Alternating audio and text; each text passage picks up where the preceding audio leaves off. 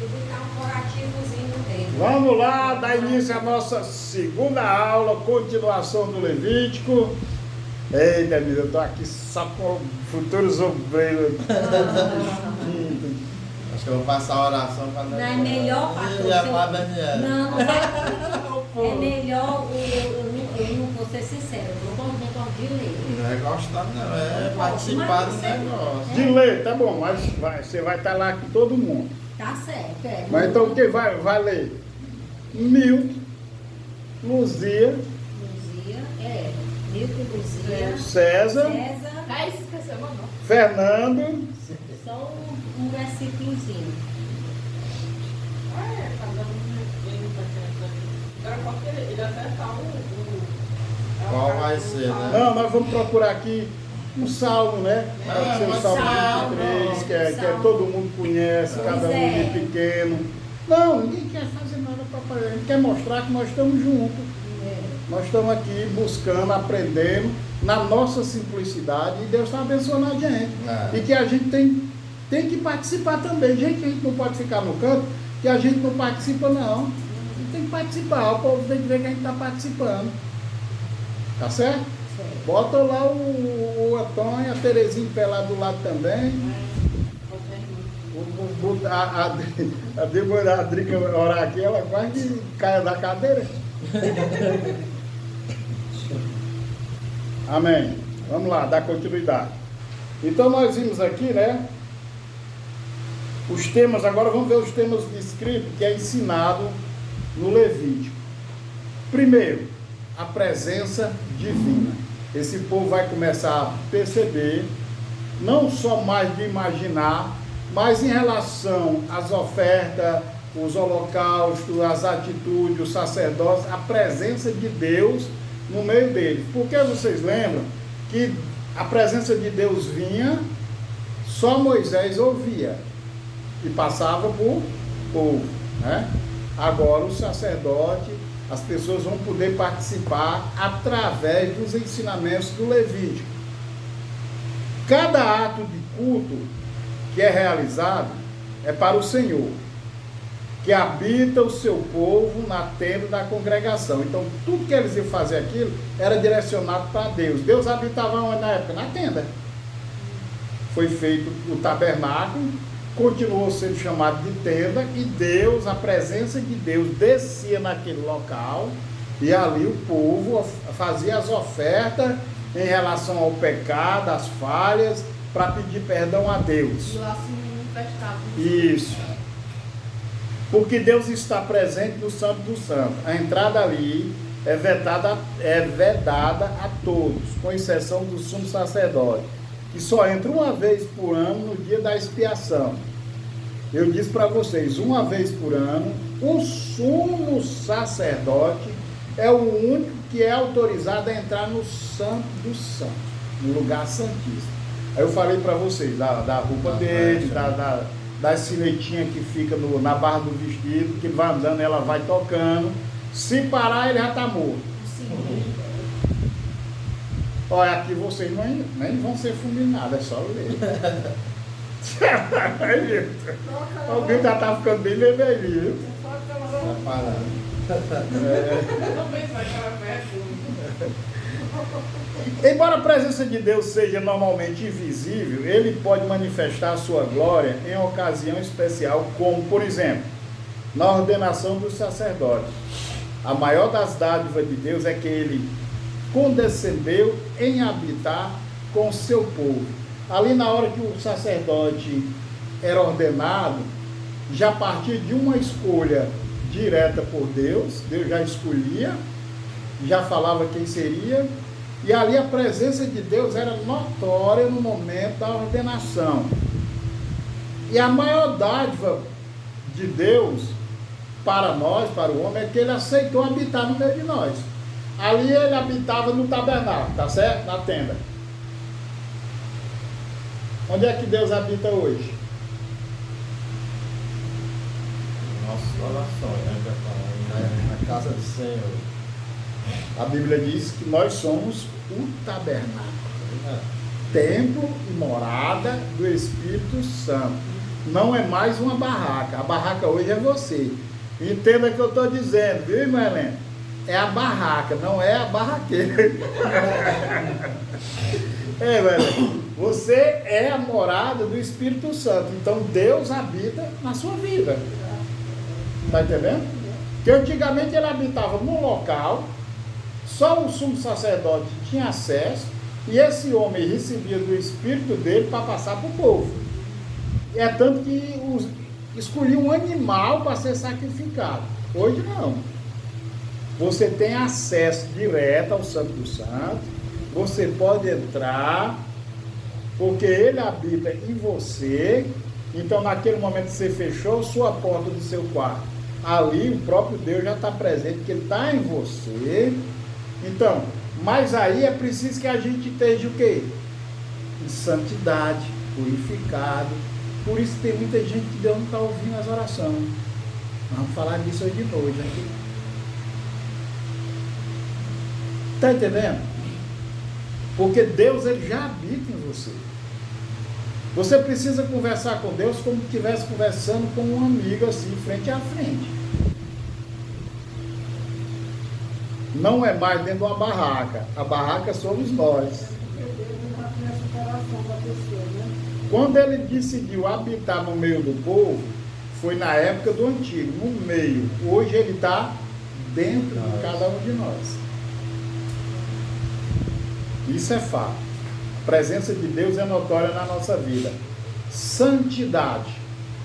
O propósito levítico está resumido está lá no capítulo 11, versículo 45. Portanto, vós sereis santos porque eu sou santo. Então, nossa obrigação é buscar a santidade, a santificação a cada dia. Sede santo, porque eu sou santo. Entenda uma coisa, gente. Não, vamos tirar nossa mente do passado, irmão Helena. Vamos tirar nossa mente. Não, o que eu estou querendo dizer do passado. A pessoa não consegue tirar. Não, mas eu estou querendo, nesse aqui consegue. Que é no passado, quando a gente não servia ao Senhor. Eu estou falando não servir ao Senhor. Agora vai entender.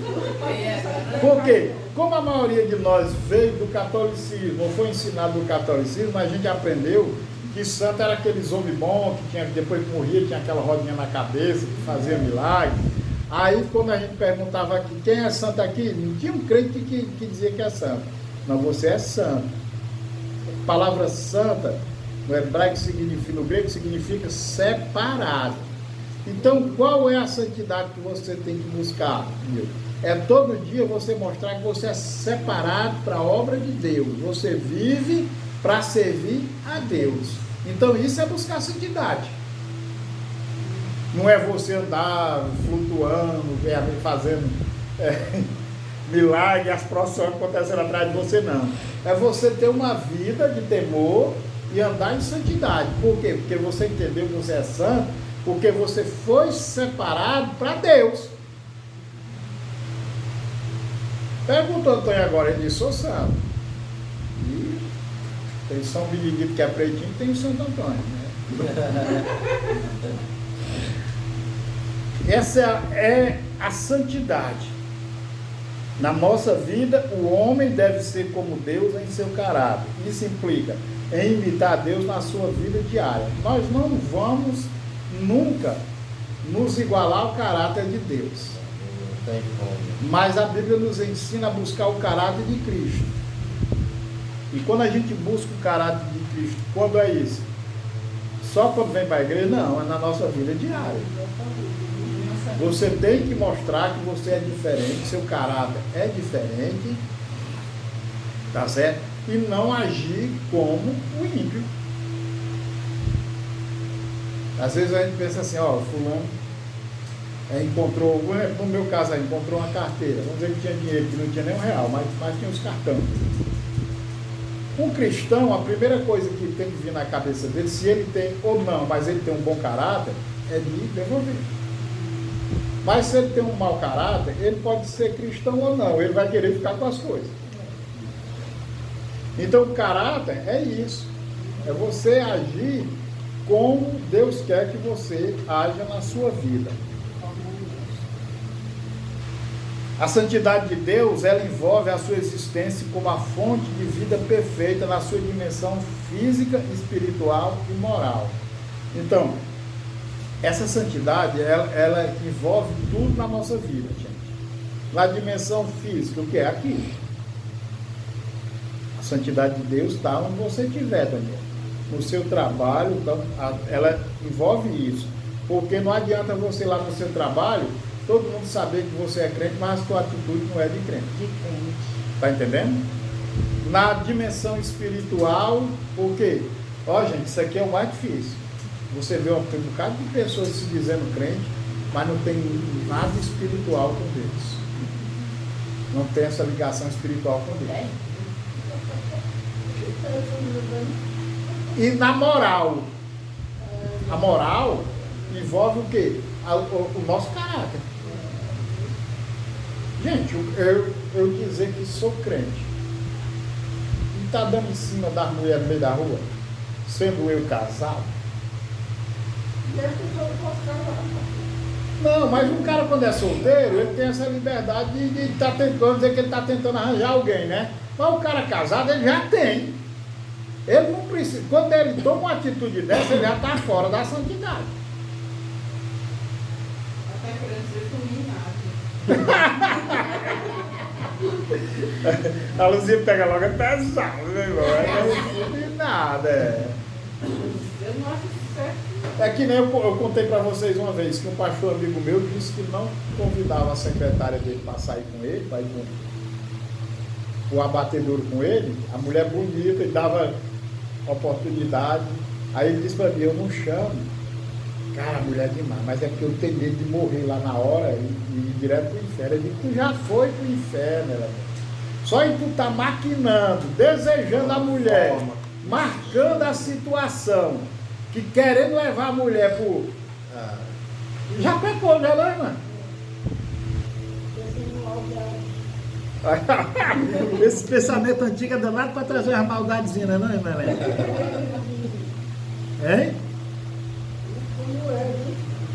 É, eu acho que a irmã Helena disse, tem uns pensamentos assim.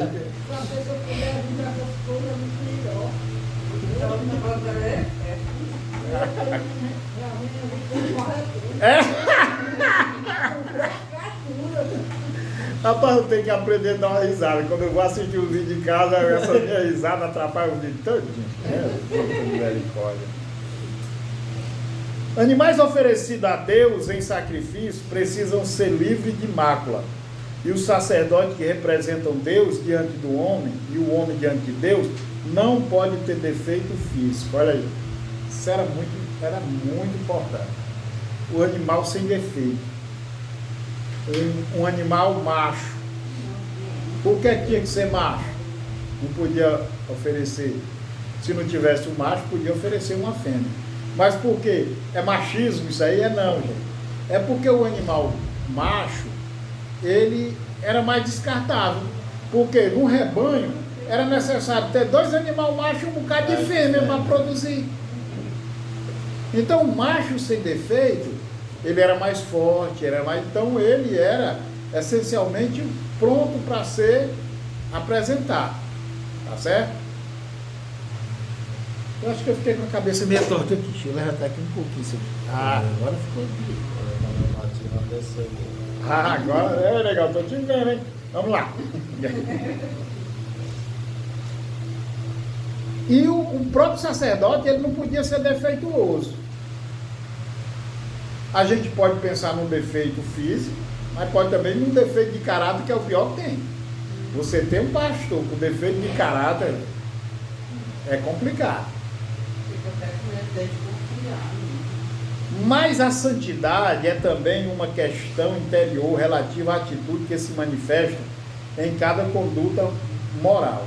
Gente, é interior, é espiritual. Se o Espírito Santo habita em você, é essencialmente que você tenha um moral diferenciado. Porque você aprende que a atitude, é o que eu disse para vocês, que eu tenho orado o seguinte: Senhor, não deixa eu agir pela razão que a gente sempre quer ter, pela emoção que a gente perde o controle, mas pelo Espírito de Deus que habita em mim. Porque o único jeito de a gente agir direito é se deixar o Espírito Santo agir pela vida da gente. Porque quando a gente age por nós mesmos, só faz besteira. Depois tá, pra que eu fiz isso? Meu Deus do céu. Eu já fiz coisa depois de crente, que eu depois de Jesus, pra que eu fiz? Aí vem o ímpio, e é porque é crente. Rapaz, essa é a pior parte que tem. Sempre tem para voltar. Tem. E o capeta me pegou no jogo de bola. Taquei a mão no pé do vidro do juiz, foi uma confusão danada. Aí depois, quando eu vi que tinha feito besteira, fui pedir perdão ao juiz, aí ficou todo mundo olhando pra mim. Aí no outro dia, do quartel, o major chegou e disse: "Ei, doutor, pastor aqui,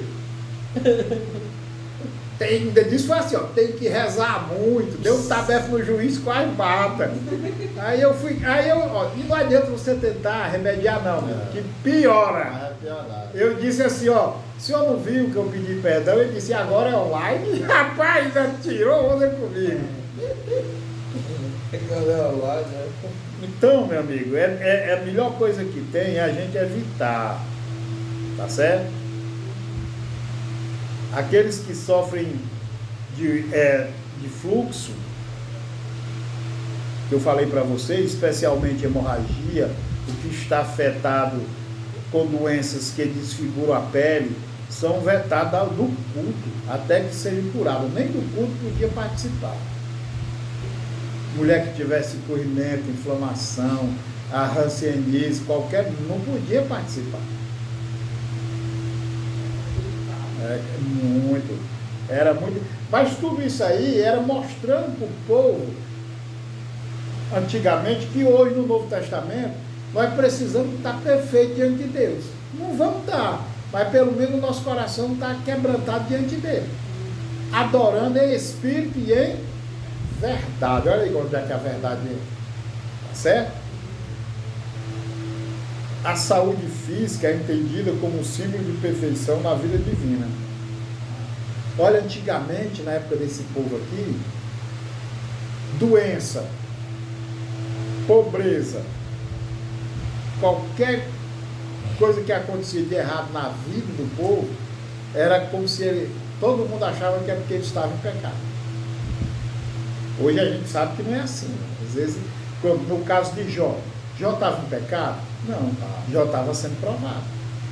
Então, muitas coisas na vida da gente, não é porque, certo, que muitos são, mas tem coisas na vida da gente que Deus está nos provando, para saber se realmente nós estamos tendo uma vida no altar, se realmente nós estamos buscando a santidade, mesmo nas nossas falhas, na nossa fraqueza, mas temos se esforçado. É prova. Todo dia tem que ter, assim, porque senão a gente relaxa não. Relaxa. A pior coisa que tem é você relaxar. A saúde física ela é entendida como símbolo de perfeição. Mas santidade é também uma questão interior relativa à atitude que se manifesta nossa conduta moral. Como eu falei, né? O tema da santidade é enfatizado especialmente do capítulo 17 ao 25, os quais estão preocupados principalmente com a conduta ética pessoal, resumindo lá no capítulo 19, versículo 18, como ele diz: amará o teu próximo como a ti mesmo. O que é que ele está dizendo? Ó, ética e pessoal, aquilo que eu não quero para mim, eu não faço com os outros. Aquilo que eu quero que faça para mim é o que eu faço para os outros. E isso é amar o próximo como a si mesmo. E isso é uma das coisas mais difíceis que a gente vê hoje em dia. É eu querer o bem-estar do meu irmão sem fazer nada por ele. Não, eu querer o meu bem-estar, que ele faça alguma coisa por mim, sem fazer nada por ele. Aí como é que chega em mim, se eu não dou o primeiro passo? Porque Deus, ele age assim. Ele quer ver se a Luzia está agindo pelo meu espírito. Aí a Luzia tem a oportunidade de fazer alguma coisa por alguém, eu não. Tá longe, viu, Luzia? E é verdade. Porque eu não boto no trono, não. Para começar que foi o pessoal lá. Ele fica assim meio dividido. Tá certo. Então nós vimos presença divina de Deus, nós vimos santidade, que tem que se achegar a Deus em santidade. Buscar santidade é o que, pastor? Entender que você é santo, porque você é separado para ter uma vida digna diante de Deus, buscando ter o caráter de Deus, para que em sociedade você seja reconhecido como esse homem e mulher de Deus. Porque não é, olha, a Bíblia vai dizer, Luzia, que o meu testemunho não vale nada. Eu dizer, rapaz, eu sou um homem de Deus. Eu leio a Bíblia, eu oro, eu faço, para Deus não vale nada. O que vale para Deus é humilde dizer para o Fernando, rapaz, pastor Gosta é um homem de Deus, é um homem que ora, o testemunho dele é válido, porque é ele que está observando, não o meu. Ninguém pode se vangloriar por si só, não vale, para Deus não vale. Ah, eu sou o cara, eu sou o bonzão, não vale para Deus. O que vale é que o outro vê em relação a você. Porque dizer que nós somos o melhor é muito mais, não? Eu sou o cara, fazer que nem meu amigo. Beije meu anel. Ele terminava de dar palestra dizendo, ó, discípulos, beije meu anel. E o anel dele era grandão. Já beijo. É, Fernando. Expiação através do sacrifício. O que é expiar? Não é olhar para cima do muro, não, nem da janela, viu, Luzia? E agora que nós estamos a janelona grande, aí vai ficar bom, né, não? É. Aí, Fernando. Expiar através de sacrifício. Que o sacrifício vinha cobrir, cancelar o pecado. Tá certo? Uma vez que o homem falhou em viver de acordo com as exigências justas de Deus, o meio de expiação tornou-se essencial para que tanto as suas faltas morais como as suas imperfeições físicas pudessem ser perdoadas. Então, a falha do homem era perdoada com o quê? Com sacrifício de animal. E hoje? A nossa falha? Já foi feito o sacrifício, não foi? O cordeiro não já morreu por mim, por você? Então não tem espaço para a gente continuar praticando o que é errado. Se eu estou nele, eu tenho que viver como ele. É a coisa mais simples e direta do mundo. Tá certo? As nossas imperfeições hoje, no Novo Testamento, no nosso dia a dia, elas só vão ser perdoadas o quê? Quando a gente se arrepende, pede perdão a Deus, se rende a Deus, deixa Ele tomar conta, dirigir a nossa vida, aí sim. Você não tem mais que matar carneiro, não. Se matar um carneirinho hoje, leve para a Irmã Helena fazer um cozido, convidar a gente.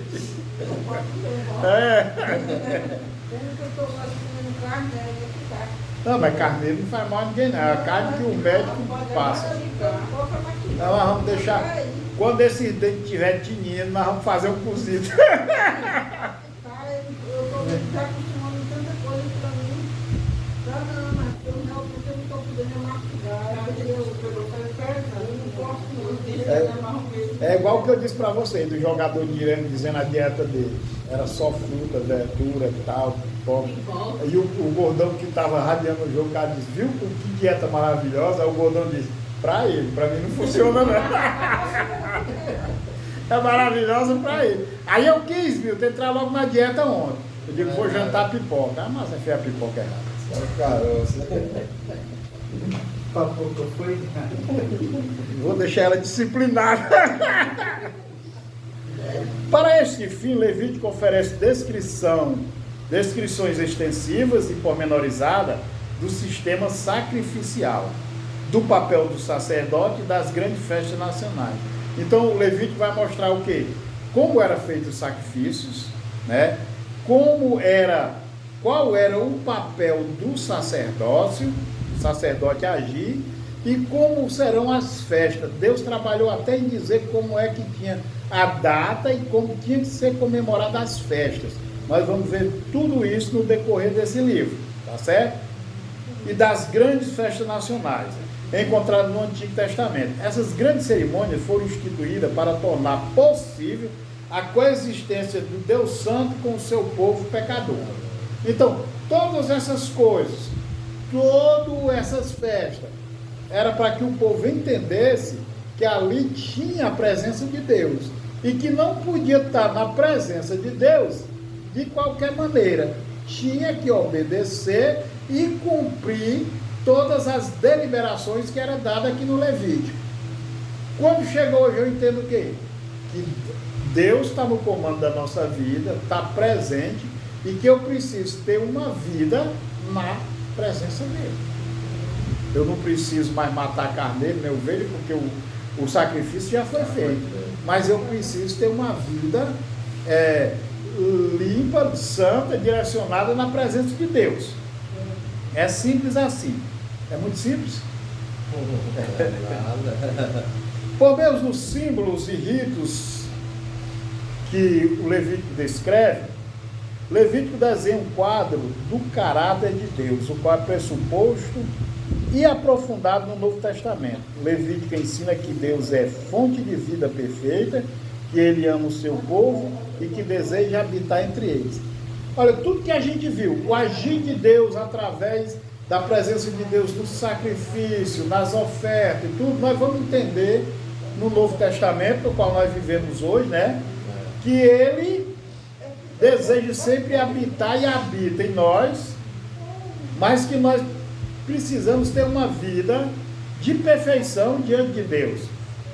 Nós temos nisto uma intervisão da encarnação, quando o Verbo se fez carne e habitou no meio de nós. Quando João diz lá no seu Evangelho, o Verbo se fez carne e habitou no meio de nós, cheio de graça e de sabedoria. Então, nós entendemos hoje, no Levítico, que era que acontecia, eles estavam esperando o Messias. No Novo Testamento, João vai dizer que ele já veio e habitou no meio de nós. E mais ainda, que o Espírito Santo que ele enviou, que é o próprio Deus, agora habita em nós. E, paz, hoje nós temos a chance de... Esse povo lá sofria muito porque era fulminado na hora. Não tinha acesso, ele tinha que viver pelo ensinamento do sacerdote. Aí você diz, mas hoje é melhor. Não, porque você é o próprio sacerdote, ele habita em você. Se você vacilar, é entre você e Deus. Cada um dará conta de si mesmo. Naquela época, o sacerdote dava conta de todo mundo. No Novo Testamento, que é que diz? Cada um vai dar conta de si mesmo. Se ele fosse o responsável... O marido não pode salvar a mulher não pode salvar o marido, a mãe não pode salvar o filho não pode salvar a mãe. Cada um tem que fazer a sua parte. Mas era muito bom, né? Aí eu não entendo. Nas assembleias aí mais antigas, o cara estava na igreja doido para se batizar. Aí não podia se batizar porque a mulher não era crente. O pastor não deixava. Por que não deixava? Não, nas Assembleias de Deus não deixava, não. Mas aí vai contra a Bíblia. Cada um dele que vai dar conta de si mesmo. A mulher dele vai para o inferno porque é a escolha dela. Tinha aquela divisão dentro da igreja. Aí a senhora senta aqui, quem não é casada senta lá atrás. E o que é que tem a ver isso com o costume de igreja? Então as igrejas complicam muitas vezes, prejudicam muitas vezes uma convivência. Porque se uma mulher vem para a igreja, vamos dizer que ela seja solteira, ou o relacionamento dela no mundo não deu certo, ela vem procurar Deus. Aí ela chega e vai sentar, aí não pode não. Aí não pode não, que é da mulher casada. Aí não pode não. A pessoa vai embora. Vai constranger a pessoa. Expulsando a mulher. Primeira vez que eu fui para um culto na Assembleia de Deus, eu queria sair no demais. Eu não era crente, cheguei lá, eu não pude sentar onde a Mazé estava sentada. Por que eu não posso? Eu não posso sentar perto da mulher dos outros. Na minha eu posso. Aí ele não aceitava isso, mas aí na hora da palavra, aí dizia assim, ó. Dizia desse, olha só, nem estava me lembrando de beber água, se a Daniela não vai buscar. Aí dizia assim, olha para o irmão que está do teu lado. Já pensou? A Daniela é uma visitante, é uma senhora, uma mulher, está sentada do lado do meu, não é a esposa do meu. Olha para o olho dela, aí um olho para o outro aí, olha aí. Aí diz assim, diga para ele, eu te amo. Eu te amo. Misericórdia, rapaz. Eu te amo. Você quer só um exemplo? Aí, viu, Marlene? Não, mas ele tá só dando exemplo. Aproveita o momento. Fica vermelho, ó. Não diz. Eu te amo. Não, ele não diz não, Helena. É mais fácil eu dizer do que ele. É igual pode fazer. Eu dizia, não, eu nunca disse. Eu passei 20 anos Do mesmo jeito. Fosse no sábado ele dizia, mas era no domingo. Não tem nada de domingo. Isso é um exemplo. Não, o exemplo que eu estou dando aí. Já pensou se vocês não são casados? Isso não é errado não dentro da igreja. Diga para ele, você vai dizer para a irmã que eu te amo e o marido dela está sentado do outro lado. Isso é coisa. Existem umas coisas que não tem fundamento, rapaz. na Assembleia de Deus, né? Acontece muitas essas coisinhas. Aí se o marido achar ruim, eu digo, não, eu disse eu te amo, mas não é muito. Só para dizer, ó. Mas na igreja evangélica tem cada coisa. Eu conheci foi um pastor que ficou com a mulher. Isso aí é só o que tem. A Cristiane é aquele caso da Cristiane. Mas isso aí não é novidade. Aí o Não, hoje em marido dia dela não. descobriu, deixou ela. Hoje em dia ele vive, hoje ele é pastor. O que a mulher dele traiu ele, hoje em dia ele é pastor e vive com uma serva de Deus mesmo. O marido traído foi atrás do cara que carregou a mulher dele, foi lá no Jardim América e foi atrás de Ele é mim. policial também. Aí eu digo, não, diga ele, pastor, o cara estava perguntando o seu nome, eu digo, manda ele entrar para falar comigo. Tinha sido um pastor da nossa igreja, que era pastor dele lá, carregou a mulher dele, deixou ele com o menino. E foi morar lá perto onde eu dirigia. Aí o cara veio lá na igreja para saber se era ele. Eu digo, não sou eu não, velho. Procura o cabo direito. Foi o certo lá. Teve uma igreja do nosso ministério, na época que eu estava lá, do nosso, não agora, viu pessoal? É do que eu era, não vou dizer o nome não para não gerar problema. Lá no interior, o pastor largou a mulher e carregou a irmãzinha da igreja. Rapaz, foi um tumulto danado e tal. E a mulher do pastor que ficou, disse que não ia sair da igreja, que ela ia tomar a igreja. Que a igreja ela ia ficar lá e ia dirigir a igreja. Ia botar outra placa. Pensa que a mulher dessa era. Aí foi os pastores aqui, o advogado da igreja, foram outros, que isso acontece muito. O cara toma a igreja e bota a placa dele. Isso acontece demais. Se não tiver um jurídico bom, perde. Aí os pastores foram para lá e foram no final de semana todinho e tal. Quando chegaram, aí eu perguntei ao pastor, e como foi lá? Ele disse, irmão, graças a Deus resolvemos, ela entregou o prédio. Eu digo, e aí? Ele disse, pastor, é o seguinte, eu sei que é pecado, mas, rapaz, a mulher do homem, uma ré gorda, as pernas cabeludas, quando ela sentou aqui que o menino subiu, os cabelos da canela dela eram desse tamanho. Então a mulher era toda. Aí, pastor, o cara levou bem bonitinho as perninhas depiladas. Com a mulher daquela, o cara se agarrar com ela, não precisa ter muita coragem. O que essas mulheres santarronas que tudo é pecado? Não pode se depilar, não pode se ajeitar, não pode não sei o que, não sei o que. Tem muito dessas. Aí o marido termina, erra, mas ela também está errada. Porque ela não está cumprindo aquilo que a Bíblia manda. Mulher, presta atenção, viu, meu? Agora é sério. Mulher, pague o que é devido ao seu marido. Marido, pague o que é devido à sua mulher. É uma dívida entre os dois. Não tem como. Namore todo dia para não dar lugar ao diabo. O próprio Deus sabia. Se o cara passa a vida toda sem se relacionar com a esposa, quando ele sair aí, que as meninas começarem a ter, ele decide. Vai! É uma pessoa honesta. Por isso. Eu digo assim, como é que vocês viram? Aí ela me contou, mas meu irmão não estava registrado. Eu disse assim. Por isso que a própria Bíblia ensina que o casal só pode se privar de namorar, falando namorar para o César não ficar esperto, se privar de namorar naquele dia que a mulher está na regra dela, ou se vão se consagrar, mas em comum acordo. Se o varão disser, não, deixa para orar outro dia, hoje tem... tem que ser em acordo. Porque se os dois estão bem nesse quadro, não tem necessidade de um ou outro estar atrás de coisa lá fora. É que sempre vai acontecer. Tá entendendo? Mas ele tem sorte, é como eu estou falando, ele tem sorte porque ela nunca, os paraibanos não fazem isso aí. Paraibano é bicho valente. Ela não faz não, ela está com 5 anos que ela mora dentro da casa mais dele, aí eu disse na casa dela, mas não tem uma sorte muito grande. Porque, olha, se tu fosse casar com uma mulher dessas mulherzinhas qualquer, tu levava o pai bem pertinho.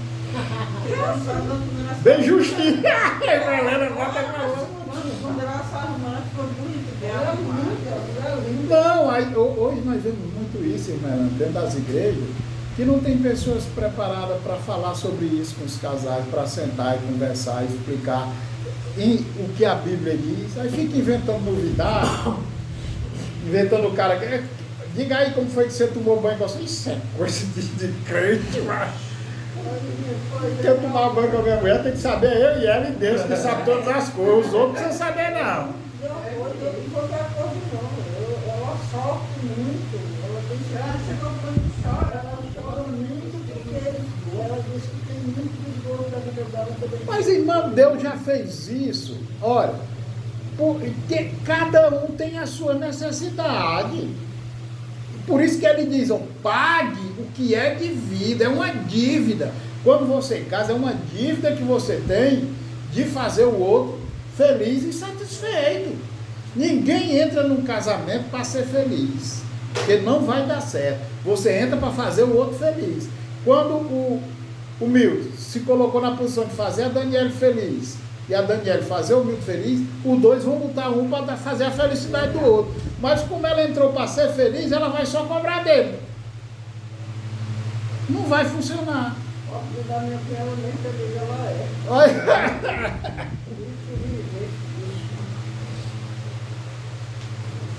O símbolo do Levítico ensina a universalidade do pecado, uma doutrina endossada por Jesus e Paulo, preso entre santidade divina e pecaminosidade humana.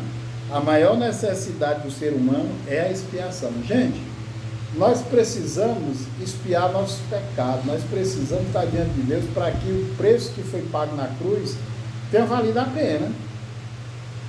Pensou, Jesus morreu na cruz e eu continuo crucificando ele todo dia, fazendo a minha besteira todo dia. Eu quero salvação. Ah, porque Deus é amor. Não é assim não, meu filho. Deus é amor, mas Deus é justiça. Deus é justiça. Hoje o que as religiões ensinam, não, Deus é amor e ninguém vai para o inferno não, porque naquela hora, meu primo diz, não, ele não vai deixar ninguém lá de fora não, depois vai nessa conversa aí, esse tu vai ficar lá no meio da rua. É aqui que o Levítico, vou encerrar aqui, já para nós escolher o tema. É aqui que o Levítico mais tem a ensinar aos cristãos, pois a sua ideia são retomadas e desenvolvidas pelo Novo Testamento. Não há descrição da morte expiatória de Cristo. Ele é o Cordeiro sacrificial perfeito que tira o pecado do mundo. O Antigo Testamento vai fazer a descrição do sacrifício, mostrando o sacrifício verdadeiro do Cristo em relação à nossa salvação, tá certo? O Cordeiro perfeito que veio para tirar o pecado do mundo. Pronto, nós vamos parar aqui, a nossa próxima aula. E agora vamos tirar um tempinho para escolher aqui o nosso texto. Amém? Louvado seja o nome do Senhor. Glória a Deus.